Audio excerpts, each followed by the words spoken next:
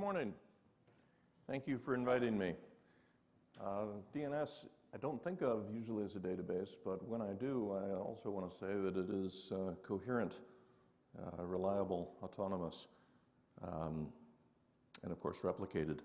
And it is the first and only database of that kind, something for you guys to aspire to, I suppose. So I appreciate being asked to do this. I am not an expert on anything that you do, but my time with Postgres goes back to the early 90s, and I thought I would tell you the story, because it has influenced me and I may have influenced it. I came into this at Postgres 95, which was an effort made to try to get it out of Berkeley, or at least to try to make it a little bit more of an open source project, less of a research project. When I had looked in on Postgres earlier, it had seemed a little bit too academic. It had data types for rectangles, and you could select the intersect between two rectangles and so forth. I had no application for that. But I needed a database. At the second West Coast Computer Fair, also here in San Francisco at Polk Hall, I was introduced to a database-like thing on an Apple, a little Apple PC.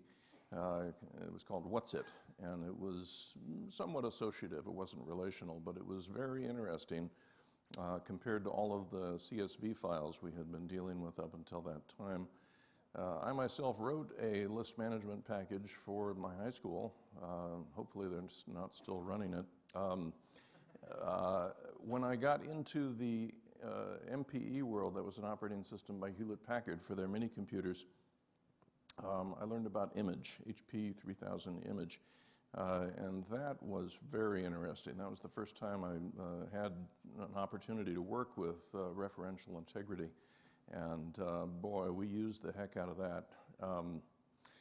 But it was limited, and of course it was pre-SQL, so it didn't even look like SQL, let alone not fully implementing it.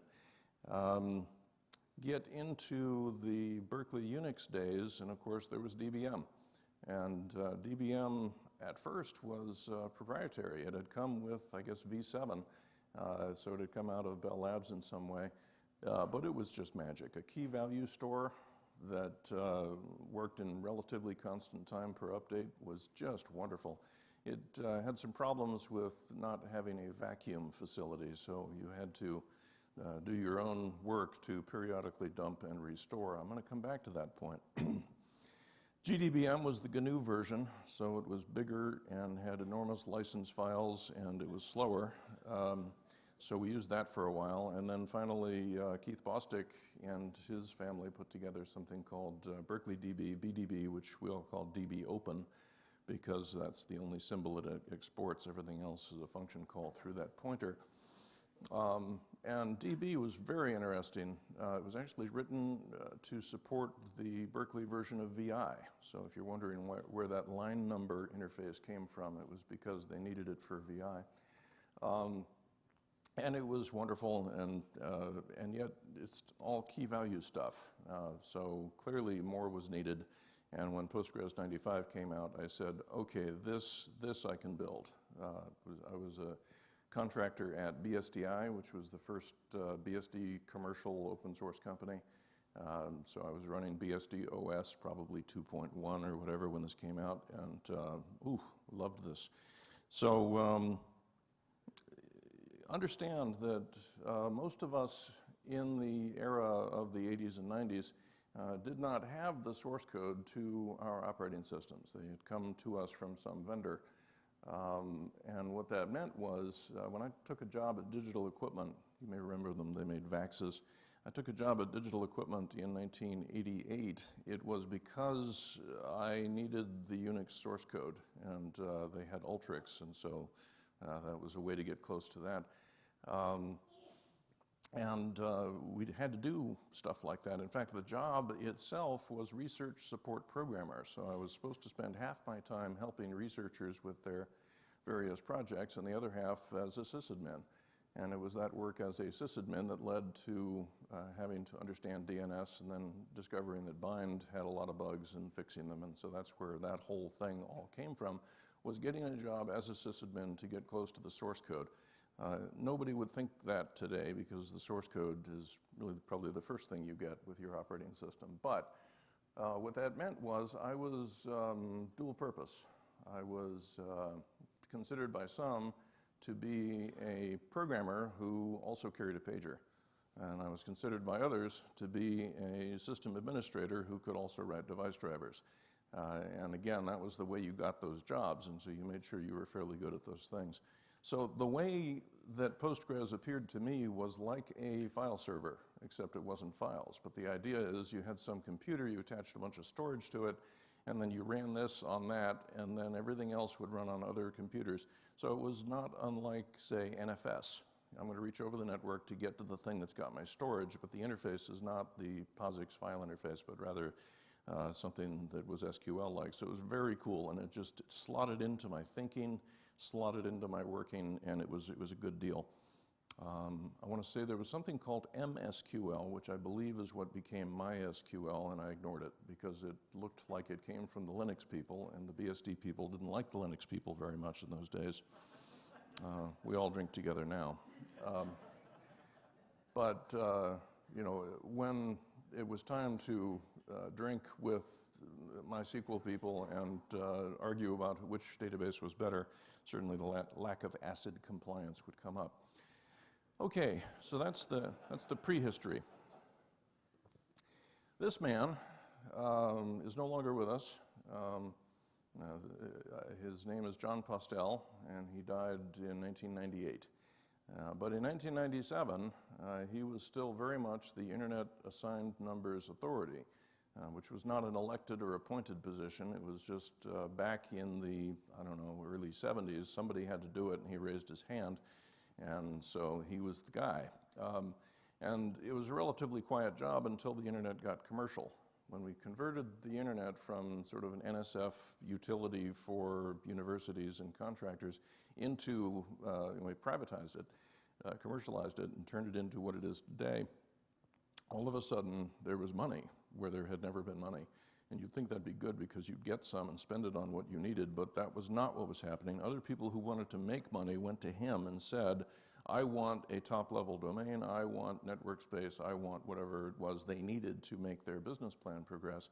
And he generally said, look, we've delegated that. That is handled by other people.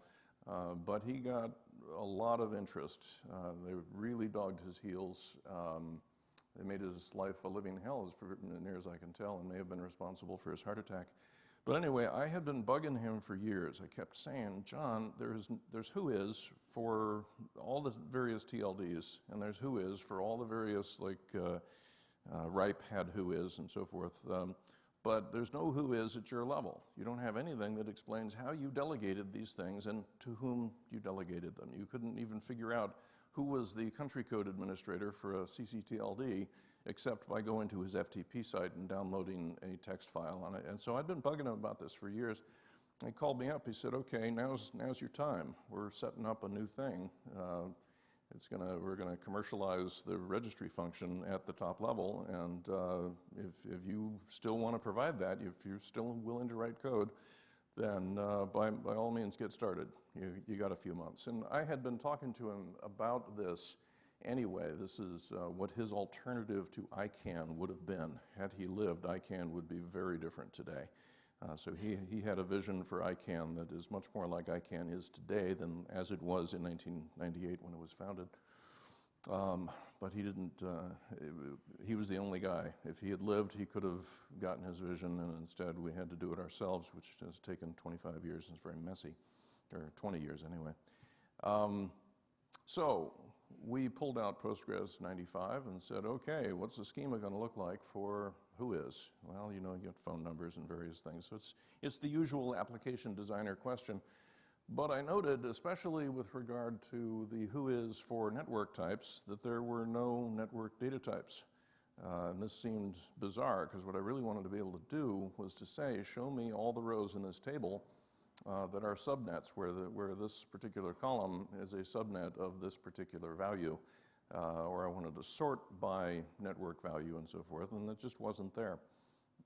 Keep in mind at this time we still had large objects, and the text attribute or the text data type had to be very small.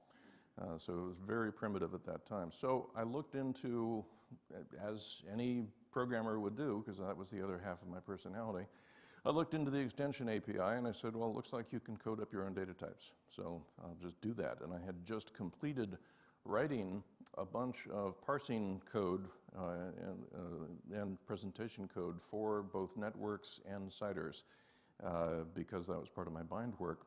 And so I had a perfectly recent, reasonable, buggy, as it turned out, implementation of the code that would do at least the presentation and parsing. And then it was not too terribly tough to figure out how to do subclassing and figure out which operators I wanted to support. And it was fun. It didn't take too long. The API was astonishingly well documented. I got it working. I contributed it, and I don't know if it was Bruce or who took it, but somebody said, you know, that's a pretty good idea. We're not going to leave that in contrib. We're going to put that in the base system. And that's when the bug showed up, because I, of course, had not written any tests for my code. Bruce was a testy kind of guy, so once tests started to get written, it turned out that my parsing code had a bug, and there was just certain, it wasn't like a buffer overflow root compromise or anything, but it gave the wrong answer in some cases. And so they fixed the bug. And in so doing, they converted all of the source code into the indentation format that the project was using, thus making it impossible for anybody to compare it to the code that was in bind that it had come from. But we fixed the bug in bind separately. But the bigger oops is that the CIDR and INET names are backward. You may not have realized this, but I actually intended INET to be the thing that was networks, that was hosts, and CIDR to be the thing that was networks. And so the only real difference between them is that one is allowed to have a non-zero value in the host field and the other is not, but I got them backward. And had I fixed that while it was still in contrib, then it would not be backward today, but it's now backward in the standard, which means that whenever I write an application today, I have to carefully get into the PSQL shell and try a couple of selects in order to figure out which one of these allows zeros or non-zeros in the host field and which one does not. So I apologize for being so sloppy. In any case, I think these are pretty useful, and I think they inspired MacAdder and a number of other things. We need DNS naming, by the way. It is long past time to get DNS names in there so that you can say, show me all the rows that have a column that is a subdomain of this value.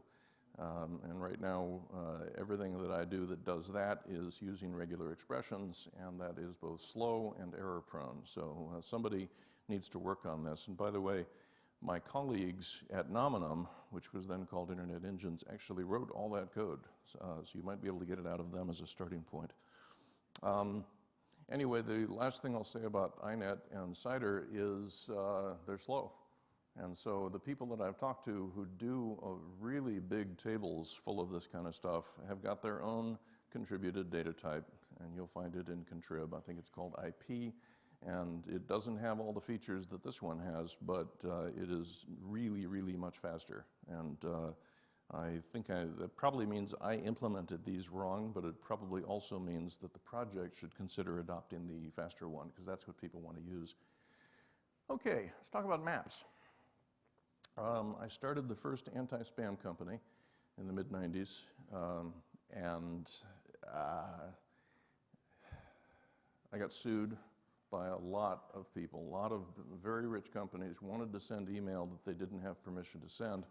And when they found themselves on my list, which was the real-time black hole list, the RBL, such that they could not send email to a lot of people who were subscribing to my list, then they didn't say, oh, how do we get permission and start sending only the email people wanted, because that was hard. Instead, they called their lawyers and they said, find out what's making this not work and fix it. So I've been sued more than anybody I know.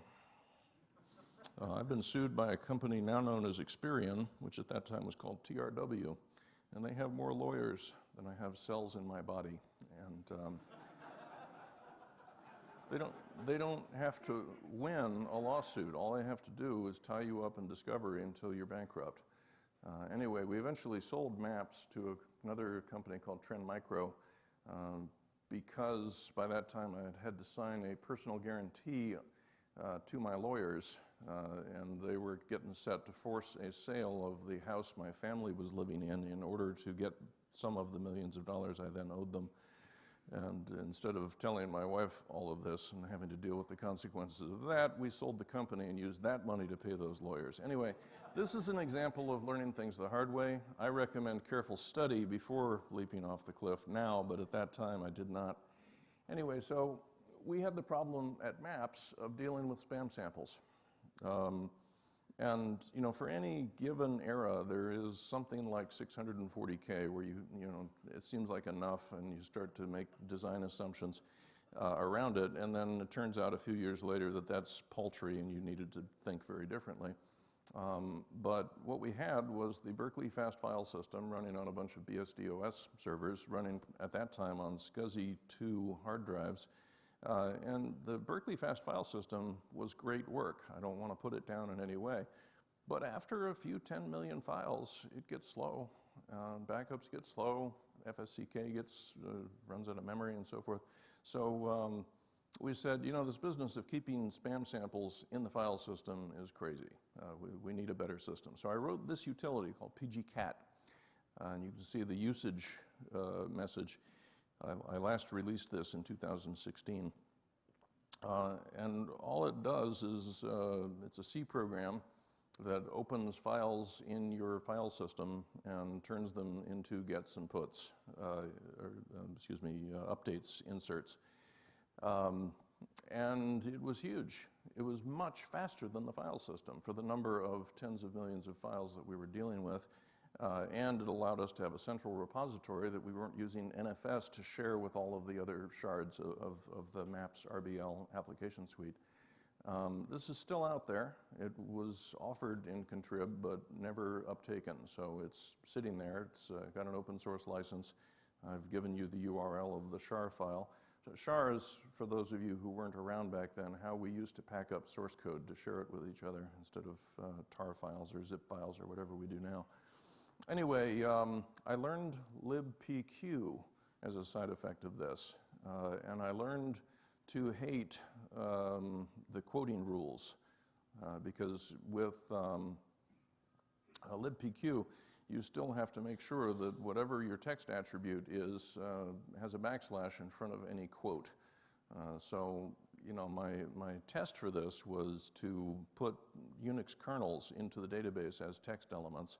And what that meant was you'd be going through a file. It was fairly small back then, 5 or 10 megabytes. You'd be going through this file looking for quotes so that you could put backslashes in front of them. And if you found any of those, then what this app will do is to make a temp file that has the quoted version so it can use that for the rest of what it has to do. But then it's got to build in the heap a copy of all of that nonsense with the necessary insert and all the rest of that. It's really hokey. And the costs in complexity and the costs in having to have it in the heap and so forth are gigantic. So this thing will take seconds to do what it should, or at least back then would take seconds to do what should be done in 10 milliseconds. I'm going to come back to the marshalling issues. And again, if somebody wants to take this and put it into the project, I would love to see it get wider use. Right, so then long story, I'm not going to explain how it happened, but I ended up as the CTO for AboveNet. And that was because my friend Dave Rand, and who was my partner at the Maps company, his house was also at risk if we didn't sell to Trend Micro, had been the CTO, but he eventually wanted to retire, and so I took that job. And we were using Postgres 95 for the ticket system, homegrown ticket system. And it's the same thing that always happens. It starts out very simple. I have a simple job. I have the source code. I know how to write the software I need, and I wrote it. And then everything, the size of everything gets multiplied by 6 million, and then it starts to break. So we got to the point where the Postgres 95 database that had our ticket system in it, and also our provisioning system and our monitoring system and so forth, was corrupting itself hourly. And so we were dumping and restoring that database in order to get back up. And that was really embarrassing, because a lot of us had said, you know, Postgres is solid, it's going to work, we're not going to have a problem with this. And the rest of the business apps, right, I was the CTO, but there were other people responsible for applications that served the business side of the house. They said, we've got Oracle sitting right here, why don't you just convert? Eventually we had to. I'm going to come back to the dumping and restoring problem. So then we come to OPSEC Trust, much more recent, so 2008, 2009 timeframe. I've never liked Linux, I've never liked MySQL, and I've never liked PHP, so the LAMP stack never made sense to me. So I have BAP versus LAMP. But nevertheless, it's the same sort of thing. It's like, well, I know what I want to do, and I've got all these tools and editors and shells and, you know, databases and so forth. I know I could just build this.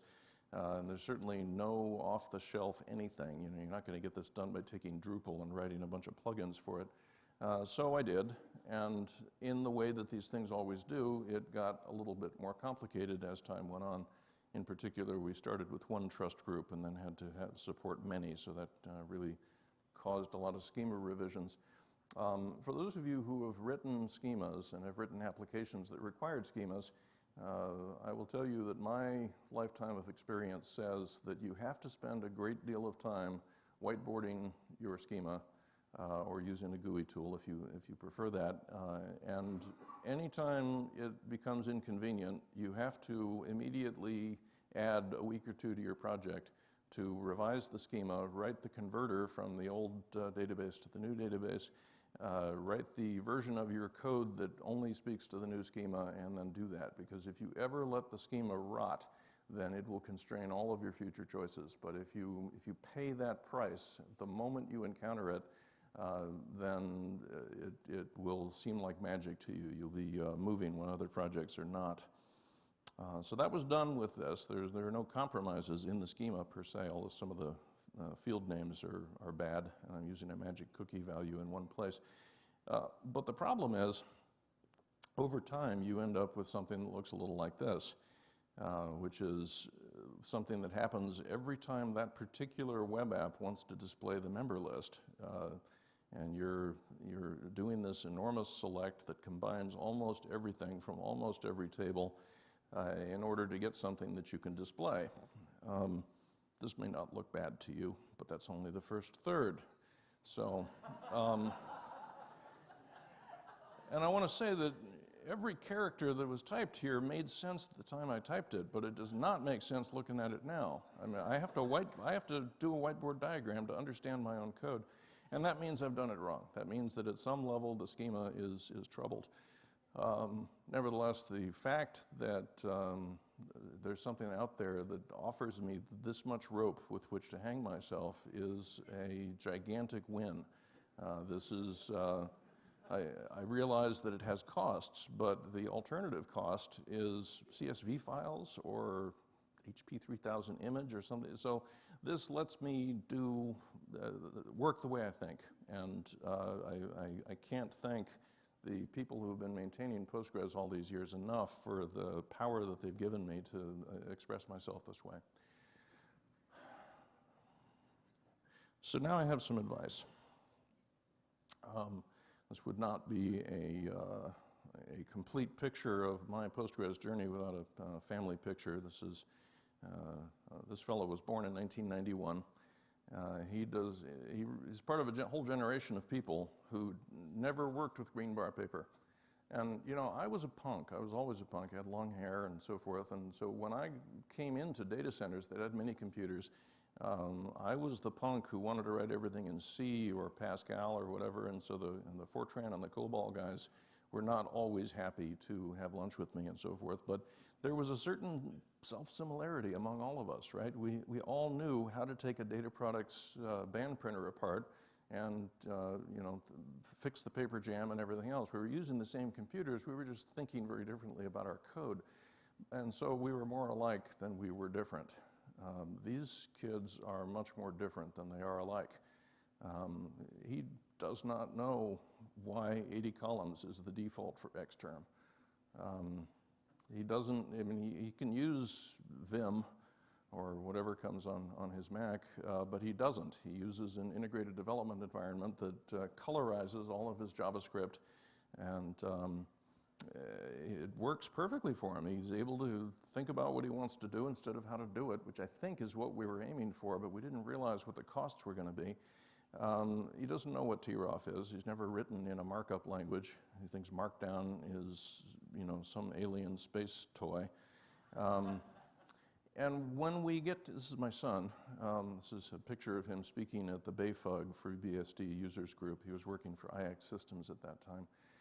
And through him, I have met his whole generation of colleagues and friends. And they do not know what referential integrity is. They don't know what relational calculus is. They don't want to know. They're not curious. They don't need to know.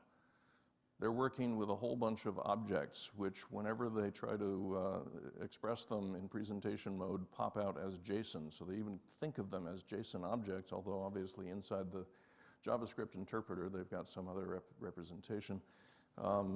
And they're using Mongo, because their problem has nothing to do with rows or columns or foreign keys or constraints or anything else. Their problem is, I have an object and I want to keep it for next time. So they have skipped everything that made Postgres great, and they have no idea why you are here or why any sponsor sponsored anything. And, as happens with parents and children, we talk from time to time about problems that we're having with projects we're working on. And I can feel that there's going to come a time in this kid's life, at least, when he's going to have to put something in Postgres because it just won't work in the Mongo model. And that's going to be a very rough day for him and kind of a fun day for me. But what I want to tell all of you is that this is the future. The future does not look like people who have done their homework and studied their history and know what all of the trade-offs were that led to the SQL world as it now exists.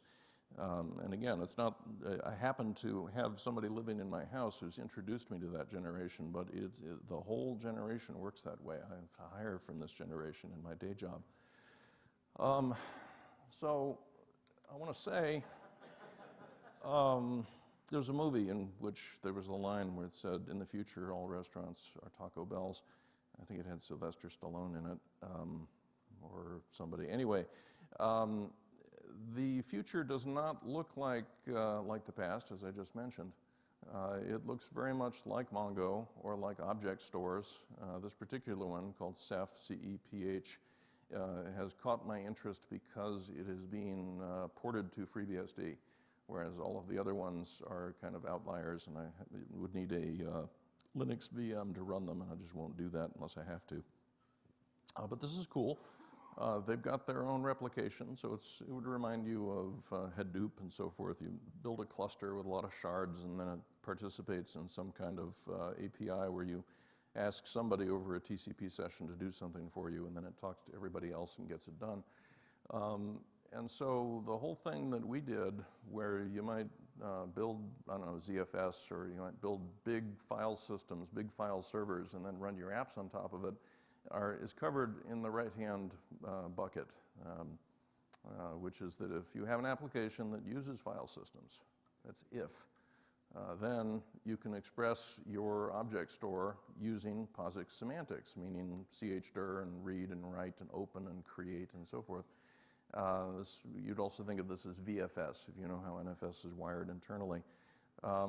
And what that means is that the Postgres server itself is considered a legacy application by this generation. The idea that you're going to open a file in a file system and that's how you're going to keep things for next time, like, we've got databases and tables and so forth that have to be represented somehow. I once had the job of installing Oracle on a VAX, and they didn't want files. They wanted to work directly on the hard drive partitions. But Postgres may be able to do that. I have no idea. But generally, we give Postgres a file server or a file system, and it starts creating files there and uses that to represent our tables and get all of its work done. And that's about to be a compatibility layer in the next generation of how people build their apps. And I think when they start calling you a legacy system, it's either time to update your resume or rethink how you're building what you're building. One of the things they haven't noticed is that the marshalling and unmarshalling costs are dramatic, right? When you're speaking to an API that's over REST or whatever, you never have the opportunity to mmap anything or do a write or a read that is in binary form or whatever. You have to actually convert it into the format that the protocol you're using to speak to your API wants to see it in. But at the moment, we're at the end of 25 years of growth in the computing industry. Moore's Law has been very kind, and most benchmarks do an awful lot of string processing. And so all of the hardware that we have is optimized for copying strings around, and so it's not hurting terribly, at least in the early days, or if you can buy enough computers. But they will eventually discover that there was a reason that we dealt with things as binary data that was on power of 2 aligned sizes, but they're not there yet. So I'm just going to recommend that the Postgres community start to think about how to preserve the wonderful syntax that allow the schemas and the referential integrity and the constraint system and so forth, but maybe be able to run on top of whatever that object storage is. I think it speaks some standard S3 style RESTful, whatever, and to be able to start using the object store, which is optimized, instead of using the file system that has been built just for you on top of the object store. Because what you don't want to do is get kicked to the curb as the green bar paper of the 2020s. And so I want to say, in TOPS 20, which is, by the way, is where the first DNS server was ever built, it was in Pascal, oddly enough, on TOPS 20, you didn't have read and write semantics. All they had was mmap. We didn't call it mmap, but basically memory mapped I/O is how you did your work on that particular operating system. So you would map a region, say that it had to be on the file system, and then start plunking 36-bit words in there, and it would end up on the file system, and it was like magic. We've gotten away from that. But in that sort of environment, if you want to, let's say, read a block off a disk, you don't create a buffer and say, hey, kernel, please copy into this block for me. What you do is you say, kernel, I want that block, and it tells you what the address is. You're not allocating the memory, it is. Now, most of the Linux and BSD distributions that I'm aware of will opportunistically page flip for you. So if you're doing a read, that's a system call in section 2 of the man pages. If you do a read into a page-aligned, page-sized, or page multiple block, it will take that page away from you, the one that you allocated, and just do some quick memory fiddling in the page table, so that after it returns, when you actually try to access it, that'll do a page fault and pull it through a memory mapped interface. And that's wonderful if you want to avoid copying, which I think we're going to have to, because no matter what we do, we're going to have, we're going to have too many bytes, not enough CPU cycles. This is what we need. This is what libpq should offer, is the ability to benefit from the fact that this thing is in somebody's memory and could be in yours and doesn't have to be marshaled or unmarshaled. You don't have to look for quotes and so on. Finally, data warehousing. I'm out of time. In fact, I'm over time. Sorry about that. If what you have is enough data that you can only afford one copy of it, then the idea that you're going to upgrade from Postgres 8 to Postgres 9 by doing a dump of your database into some sideways location, recreate the database in the new system, and then restore it is nuts. Because you might have let's say, 10 terabytes of storage and 7 terabytes of data. And so this thing where I get into whatever the FreeBSD package manager and it says, hey, you need to hit Control-C now and do a dump and restore. There's a lot of problems with that approach, but one of them is that it's nuts. If this is a data warehouse, that means the data goes in and then we look at it periodically over the decades to come. So this needs to be more like ZFS. We need to be able to do an in-place update of the on-disk data that represents our tables. And table partitions was not the answer, in case you were wondering about that. And that's my talk. And I'm going to say I'll take questions for about a minute, and then they're going to give me the hook.